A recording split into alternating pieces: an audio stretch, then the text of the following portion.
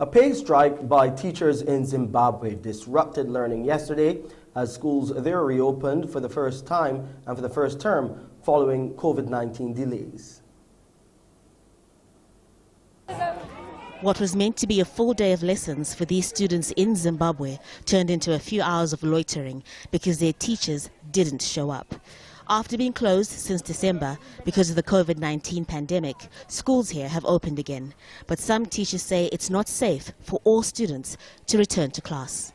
We need more teachers, we need more space, we need more classrooms, and we need more water. Ablution facilities have not been built. Show me a school in Harare where a new classroom block or new toilets were built, new washing basins were. All this is politics, all this is just mere talk, and nothing has happened on the ground. Then there is the issue of salaries. An average worker in the public sector in Zimbabwe takes home less than $200 a month. There are 4 schools on the street. Some teachers have turned up for class, others haven't. For years, teachers here have complained that most public schools are ill-equipped and wages are too low. Ultimately, it's the children who are affected the most. Charles Mandarika tries to explain to the students why he and some of his colleagues are not teaching. We need food right now, we need money for transport, we need money for medication and to pay for our children's school fees. It's needed now. So where are we going as a country? We love our country, we love our work, we love the children that we teach, we have a sort of attachment with them. But the situation is just making it impossible for us to do anything. The government has so far ignored demands for salaries to be paid in US dollars or the Zimbabwean dollar equivalent, saying the country can't afford it. To try and protect more citizens from the pandemic, the government is encouraging 16 and 17-year-olds to get vaccinated. But making all striking workers go back into the classroom to teach these children could prove more difficult. A really tough situation there for both the students and teachers in Zimbabwe. Time to come back home now. Let's go over to Pearson to hear what he has for you on this Tuesday on Morning Barbados. Good morning, Pearson. Good morning, Shane. Good morning, everyone. Indeed, coming up at 6:30 when we start Morning Barbados, we'll continue our look through the Faculty of Humanities and Education. This week, all week long, they're having some open days. And so today we want to look at the programs being offered in the School of Education. It's going to be really interesting to know. The anxious child, perhaps the anxious parents, now that we know that school will shortly be reopening, that anxiety is rising. How do we manage it? Our Dr. Gillian Birchwood, our pediatrician, will join with us a little later on to talk us through some of the strategies we can engage as we go forward. And what if, looking at culture and care, as efforts are on to raise funds to assist a cultural practitioner, Fran Wickham. We'll talk about those and a whole lot more when you join me at 6:30 for Morning Barbados. It's back to you, Shane. Thank you, Pearson. And here back at home as we look at the resumption of school, a local union supporting the restart. We'll talk about that and share some other stories with you on the other side of this break.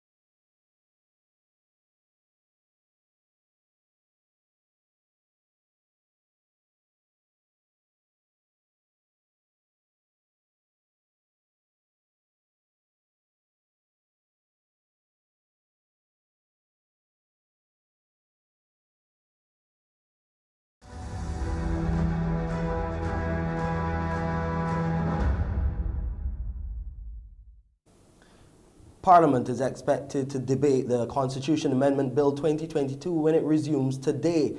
The bill was first read on February 4th and published in the official Gazette yesterday. Among the changes being sought is reducing the age of majority, that is, eligibility to serve from 21 years of age to 18 for senators and members of the lower house of Parliament. The second matter down for amendment is that of the appointment of the opposition senators. With no opposition leader in the lower house presently, the president can make 2 appointments. The head of state can appoint 7 independents and the 2 occupied by the opposition in the Senate. The proposed amendment allows for the party with the second largest number of votes after the governing party to be consulted. If that party should decline, the amendment allows for consultation with other parties. The Barbados Union of Teachers supports the February 21st restart of in-person classes. However, the newly elected president, Rudy Lovell, wants the consultation process about health and safety concerns to be completed first before the official green light is given.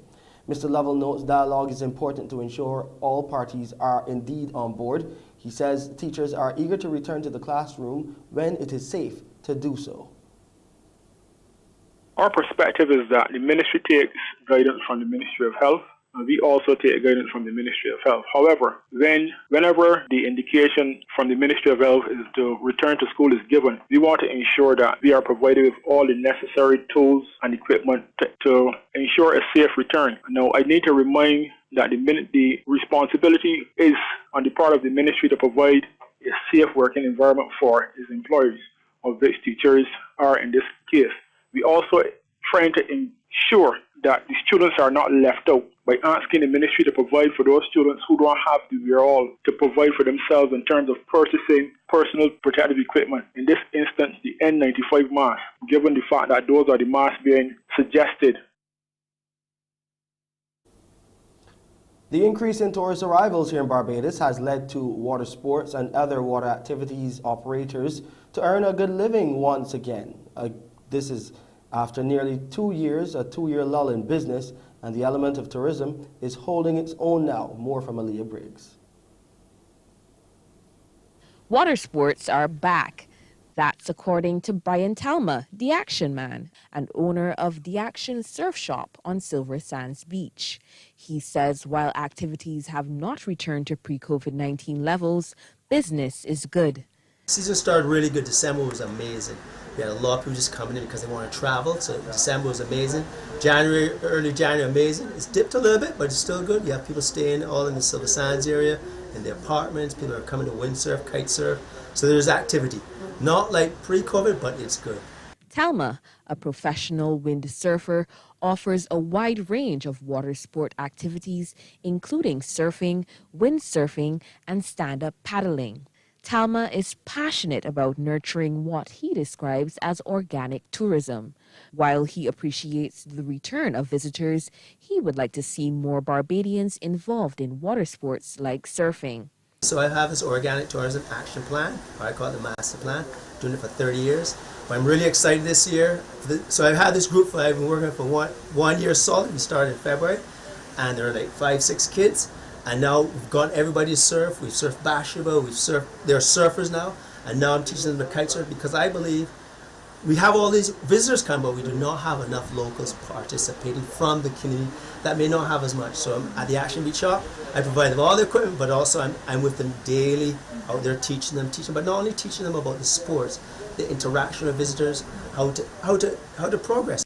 Charles Pilgrim, owner of Charles Water Sports in Dover Beach, Christchurch, tells CBC News the increase in tourist arrivals is translating into business for his water sports operation. He is optimistic that the current trend will last until the summer. On the 15th of December, we have seen a change in tourist arrivals, and in part we've seen it really good. And I have seen a revenue of large families who actually visiting Barbados or visiting this beach for the sake of sure. After the 10th of January, we saw a decrease in the number of people on the beach, and due to the fact that the cricket was going on at that period of time as well. we saw a lot of Americans and also British people on the island for cricket. It was fantastic, I must say. For Charles, water sports, paddleboarding, jet skiing, and sailing remain the most popular choices. Canadian visitor Ashley Pelaez sails recreationally back home, but decided to refresh her skills while on sabbatical. She describes her experience sailing in Barbados for the first time. Oh, it was incredible. It felt like the experience of a lifetime. Like the water was blue and gorgeous. I saw a baby turtle, and I had booked sailing lessons with someone from the beach, a person named Nicholas, and he was a really good instructor. I felt like I learned how to, I refreshed myself on sailing after the end of it, and he told me all about Oistins and the pier that was down there. It was incredible. I highly recommended it. So when it comes to fun things to do in Barbados, water sport activities make for an exciting aquatic adventure. Aaliyah Briggs, CBC News. A secondary school with a rich athletics tradition will soon have a high-performance center. It's the Springer Memorial School, which will also have a 200-meter track and other features. Oriane Phillips has more. Even without an on-compound track or playing field, the girls from Springer Memorial have dominated school's track and field competitions for 16 consecutive years. And while that has won them many fans and supporters, the journey hasn't been easy, as we hear from head of the PE department, Julie Phillips. To our many partners and supporters over the years who have stuck with us through the good and the tumultuous years, we thank you. Especially to those who always gave a shout out and encouraging words to the girls as they ran back and forth up Government Hill over the incline, or made that daily trek to Blenheim and through the Ivy and its environs. However, that will soon change as the Government Hill School is getting its own high-performance center. Education Minister Kay McConney and other officials have broken ground on the project. A proposal was made to develop the western side of this school with the view of constructing a 200-meter 5-lane track, a shade house in support of hydroponics farming, where students would explore techniques in hydroponics and improvements in the poultry production facilities. These additions will see students expanding the agricultural production by working in tandem with the Department of Human Ecology and the Department of Science, with a view of creating a from farm to table experience. Of significance will be the ability of students at Springer Memorial School to promote healthy foods, not just for student athletes, but by extension, students in general. Sports Minister Charles Griffith has also welcomed the development. What Springer would have done here today in terms of coming out of the blocks first, I really hope that this can be replicated at other schools that have the space to do similar. We will be working in the ministry to ensure that all the necessary assistance is put in place. The project will try to retain some of the greenery, and its completion will depend on the availability of funds from government. Please also take in mind that we will respect the environment with maintaining the trees as much as the flora and fauna, because we want to make sure that we have as much greenery as is possible, given that we are all about ensuring that we maintain a healthy lifestyle. So we're also wanting to continue to be good, stewards of a healthy environment. The school has produced many top sportswomen over the years, including Olympians Akila Jones and Tristan Evelyn. Rianne Phillips, CBC News. Further in the region now, Haitians are bracing for more violence and instability as assassinated President Jovenel Moise's term in office has officially come to an end, but the crisis-stricken Caribbean nation appears no closer to a political transition. Large numbers of police patrolled the streets, and schools and businesses were shut yesterday as the nation marked a grim anniversary. It's been 7 months now since President Jovenel Moise was assassinated, and Monday also marks the end of his term, which was taken over by the Prime Minister Ariel Henry. The opposition is demanding that Henry step down, saying his administration is unconstitutional, although he has promised to hold elections by the end of the year. The Prime Minister has also been accused of speaking to one of the main suspects of Moise's murder just hours after the president was killed. Well, Haiti's current crisis has been decades in the making. Violence, natural disasters, and generations of political instability have made life incredibly difficult for the 11 million people who live there. The biggest shock was 12 years ago, when a catastrophic earthquake killed around 316,000 people. Since then, the country has struggled to rebuild. The country's political crisis got worse exactly a year ago, when thousands of people protested, saying that President Moise's time in office had technically ended and accused him of illegally holding on to power. Last July, Moise was assassinated in his own home. More than 40 people have been arrested, but the judge overseeing the investigation says he fears for his life. And to make all of this worse, the island was then hit by another earthquake in August that killed more than 2,000 people. Criminal gangs are now thought to control half the country, driving a surge in kidnappings. There are massive fuel shortages, hospitals are closing, and many people are just too scared to leave their homes. Well, we can now speak. Dominated by private vehicles was also slow. So people were they were in a state of anticipation, like they were waiting to see how things, how the day would unfold. Today was the same situation in some cities in the country, like in Lekai, in the southern peninsula of Haiti. But so far, there's nothing big happening, but we're still waiting to see how tomorrow is going to be. In sports, the West Indies will be searching for some answers going into tomorrow's second one-day international against India following their 6-wicket defeat in the first ODI on Sunday. It puts the hosts in the driver's seat with 2 games to play, and the visitors with more questions about their batting in spin-friendly conditions. Our Damien Best gives us some analysis. Spare a thought for the West Indies team, who had to travel roughly 17 hours or more from Barbados to India, quarantine for a couple of days, have one practice session, then play the 4th-ranked team in the world in their own backyard. Whoever is responsible for scheduling series nowadays must think this is a video game. I can't imagine trying to get over jet lag.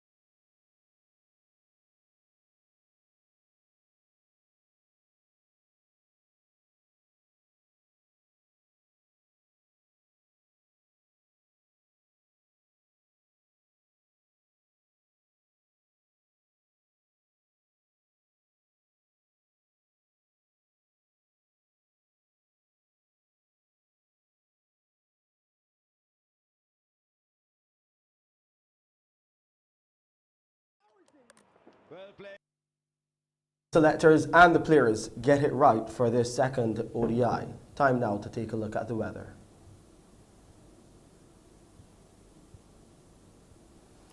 Nice and cool on the outside. It's currently 25.7 degrees Celsius. It's cloudy and slightly hazy. The relative humidity stands at 70%. The barometric pressure is 1013.4 millibars. Those winds are coming out of the east at 26 kilometers per hour. There will be a high tide at 9:03 this morning. The low will be around 4 in the afternoon, and another high tide will be later on tonight at 10:15.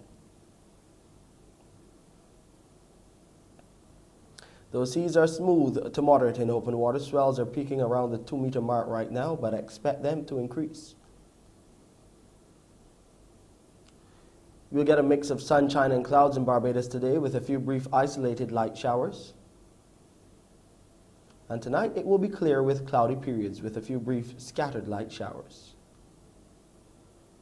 Let's take a look now at the international weather forecast.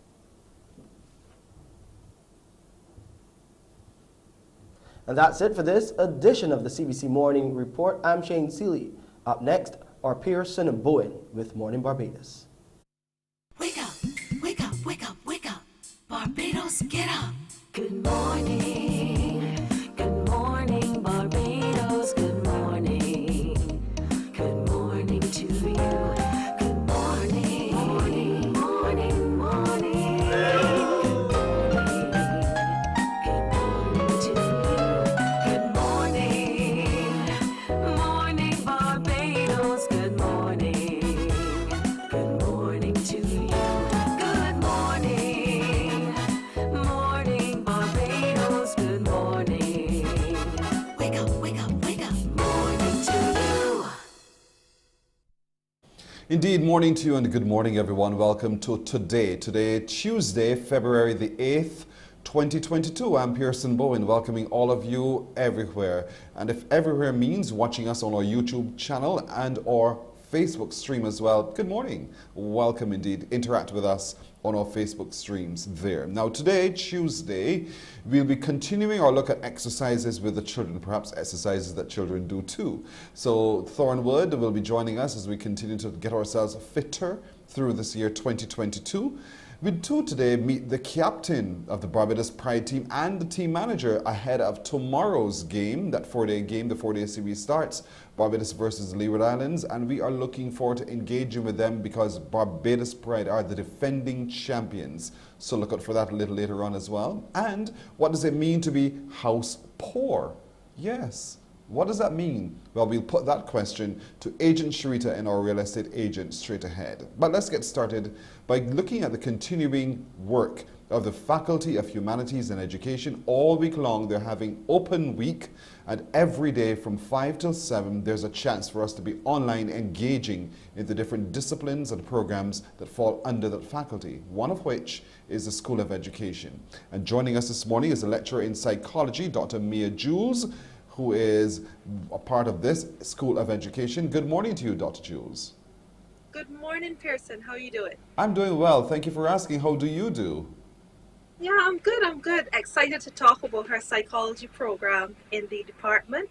So I'm ready for your question. So let's talk about that then. What is so exciting about psychology that makes it? Yeah, that makes it such a course of study that we'd want to be a part of.